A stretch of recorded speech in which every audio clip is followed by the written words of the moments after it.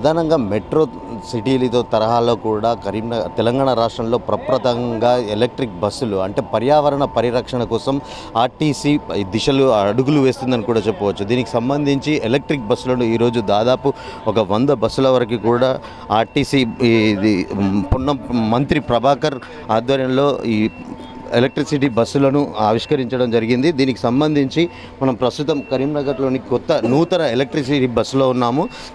ఈ బస్సులో ఎలాంటి ఫీచర్స్ ఉంటాయి, ఈ బస్సు మెయింటెనెన్స్ ఎలా ఉంటుంది, దీనివల్ల ఎలాంటి ఉపయోగాలు ఉంటాయో అడిగి తెలుసుకుందాం. చెప్పండి అన్న, అంటే మీరు ఈ ఆర్టీసీ బస్సులో డ్రైవర్గా ఉన్నారు కదా, దీనిలో ప్రధానంగా నూతన టెక్నాలజీ ఎలాంటి టెక్నాలజీ ఉపయోగించబడింది, ఇది ఎంత మేరకు మైలేజ్ వస్తుంది, దీంట్లో ఉన్న ఫీచర్స్ ఏంటి?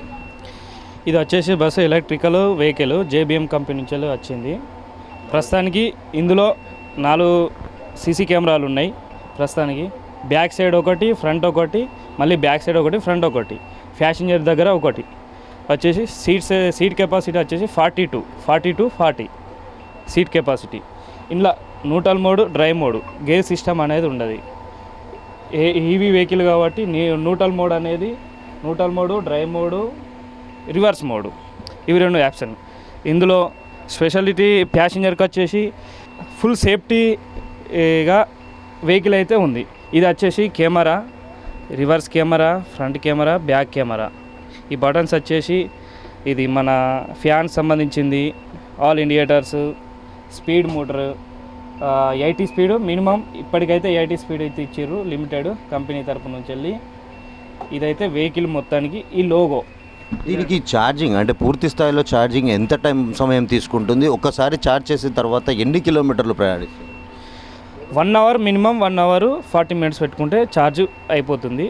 మినిమం 350 కిలోమీటర్స్ ఇస్తుందని మాకు అధికారులు చెప్పడం జరిగింది. ఓకే, ఈ బస్సుకు అయితే ప్రత్యేకంగా దీనికి సంబంధించి సెక్యూరిటీ రీజన్స్ కోసం కూడా సీసీ కెమెరాలను కూడా ఏర్పాటు చేశారు. ఒక మంచి కంఫర్ట్ సీటింగ్ కూడా దీంట్లో ఉందని కూడా చెప్పవచ్చు. అంటే దీనికి సంబంధించి ప్రయాణికుల సౌకర్యం కోసం చాలా సౌకర్యవంతమైన సీటింగ్తో పాటు స్పేసియస్ అండ్ లగ్జరియస్గా కూడా ఈ బస్సులు రూపొందించారు.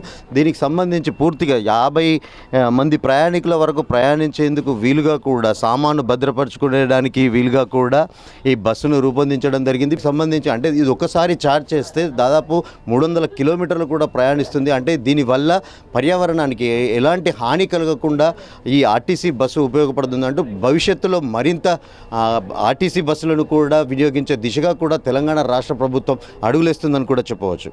కెమెరా పర్సన్ అనిల్తో శ్రీకాంత్, మైత్రి ఛానల్, కరీంనగర్.